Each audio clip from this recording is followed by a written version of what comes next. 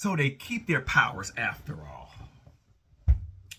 I just checked out the Daima trailer. First off, happy first week of September. It's your boy, Savar Matner. I've been busy. I got a lot of things going on. If you're in my Discord, you probably know your boy got a big day on Sunday. I'm keeping everything on the wraps until after it occurs. But if you're in my Discord, you're not going to be friends on Facebook with me because I don't accept too many friends on Facebook. But, you know, for those of you that have seen it, you know what's going on with me. Come Sunday, I'm going to keep down the wraps until the game Sunday. But I wanted to make this video. I've been waiting all week. It's the NFL kickoff season night. Kansas City Chiefs, Baltimore Ravens. I'm going to do my predictions later on today. I'm going to get ready to run out. Got to go somewhere. Who I think make the playoffs and all that good shit. As well as, I got to talk about Greg who said, John Bravo, my brother from another mother, did a video based off Mark Lobliner about a study about the effects of testosterone on people, human studies. They took, I think, 31 participants and did a 4-week study, and the results were just what we thought. Bullshit. So I'm waiting for Greg to drop his video, but I'm going to give my opinion about that here as well today. Live stream is set for tomorrow. I know it's a football game tomorrow. So if I don't get to it tomorrow, it'll be Saturday, and I have a lot more stuff to go over Saturday, especially with the Geek Them live stream supposed to be tonight. So now that you're all caught up, I have my Mustang back as well next week. I'm gonna tell you guys exactly what went on with that because I've been keeping my mouth shut, but I have it back next week. So now that you guys are all caught up in fitness content, I'm working on some more fitness stuff. Now that you guys are all caught up, let's talk about the Dragon Ball Daima trailer that just came out. I'm gonna be very brief. I'm not using no video footage, none of that shit. I really don't fucking care for that right now. I'm gonna be very honest with you. I read Geekham's comment section. There's a couple of things that people are still trying to figure out. When did this take place and why is Goku and them kids and all this bullshit, and they kept their powers, right? I'm reading the comments. First off, I'm glad that they kept some powers. We don't know the extent of the powers that they're keeping. We still don't know if this takes place before Super, which I don't think it does. I literally think it takes place after Resurrection F. Matter of fact, yeah, after Frieza comes to Super. That's when I think it takes place. But seeing Super Saiyan, and I think there was a glimpse of Super Saiyan 2 Goku at the end of the trailer. In there, a lot of people are speculating that this does take place immediately after the Buu saga because we didn't see no God transformations. Now, they're not going to give you all of the sauce in a trailer. But people are asking, where's Gohan, where's Pan, where's Goten, Trunks?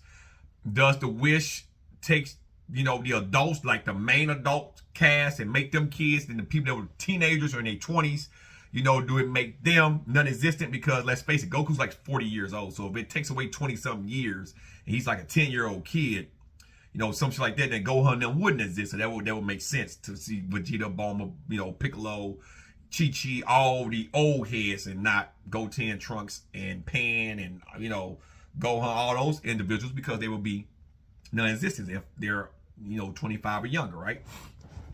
Depending on how far back the Wish revert them down to their kid age. And look like Goku may be like 8. So if he's 8 and he's like in his 40s now, that takes like 30 years plus. Gohan isn't 30, and Goten and Trunks, of course, and Super are still teens. So, I mean, pre-teens. So that pretty much, you know, takes them out of the forefront. So, with that being said, a guy asked in Geekdom's comment section, when did this take place? Because we see Shin, right, the Supreme Kai, and one guy says it's literally explained in the trailer. Geekdom says a curse broke Kibito Kai up into Shin and Kibito again. I don't understand that, a curse. So you mean to tell me that a curse separated them, right? And then after, I guess they win and revert everything, they go back to being Kibito Kai. Now, in the trailer, I'm going to go back and watch. I think I seen Shin and Kibito with both their Pataras, not just one in the opposite ear, right? Maybe they went ahead and pinned him back up after the separation. And then after they win, maybe they decided they want to fuse back and be Kibito Kai again. But that doesn't make sense to me at all. So that logic right there, it's a permanent fusion. A permanent fusion. And all you can do is by wish of a Dragon Ball. So unless the demon, whoever got the Dragon Balls, said we want to split Kibito and Shin up and blah, blah, blah, then that's the only logical explanation. I mean, Kai's are permanent fusions. There's no break them up unless Whis or somebody breaks them up. It's a permanent fucking fusion, right? I still have my doubts about a lot of things. I'm still not crazy that we have Goku and them as kids going into a demon realm. We understand it's the 40th anniversary of Dragon Ball. It's the 40th birthday. So I get it. It's reminiscent of the original Dragon Ball, but they decided to take the GT mindset and then make everyone kids for this particular spinoff, right? Because let's face it, Goku was a kid by a accidental wish. Pilaf said, "I wish you was a kid again so I can really teach you a lesson." So it was an accidental wish. And Dragon Ball, he was just a kid and grew up. Now there's another wish on the Dragon Balls to make them kids again. And I don't understand that. Now, for them to go into a demon realm, it has to do with something most likely pertaining to Dabura and Dabura being beaten by Majin Buu. We seen that based on the little trailer where we see Majin Buu, all that. So we know that someone in the demon realm is enacting revenge because of what happened to Dabura. We just don't know who. I'm not going to speculate because that's the only reason why the demon realm would get involved in this shit. That makes the most logical sense. Kind of like how the River Army brought back Cell, and it was Dr. Giro's grandson that went after Gohan them. You know, Dr. Hito, right? In Dragon Ball Superhero. Someone that Goku and them offended, related to Dabura, and Bibbidi and Bobby, whatever, decided, hey, we're going to go after these motherfuckers. You know, we want revenge. I just hate that they had to make them kids to do it. I just don't understand. So the trailer, to me, I'm not that. Is it cool to see them use some techniques and powers? Yes, but is it like, wow, oh my God, fuck? No, it's a bunch of kids fucking fighting demons.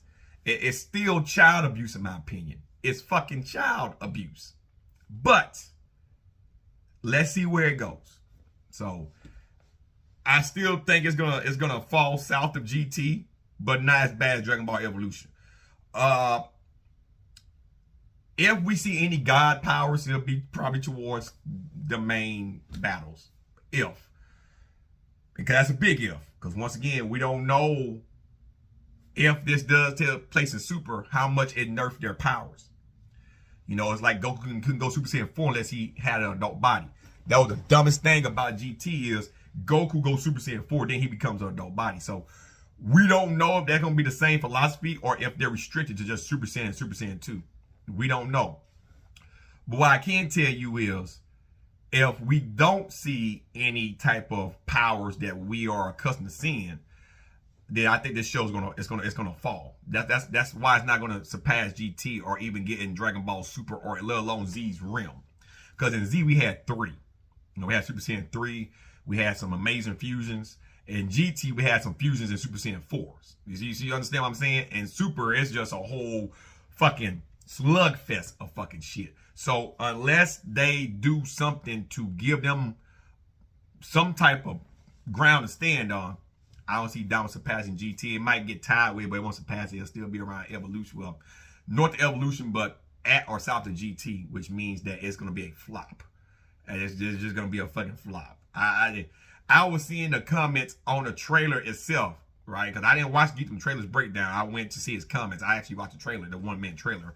I'm not going to watch a 30-minute guy show about breaking down, pausing, and talking about drawing and shit. I'm not going to do that. But on the actual Bandai channel, it was a lot of people like, wake me up when this shit's over. Nobody wants to see this shit. It's like it's GT all over again now on a bigger scale. And it is. It really is. Yeah, I don't care if nobody says it's GT on a bigger scale.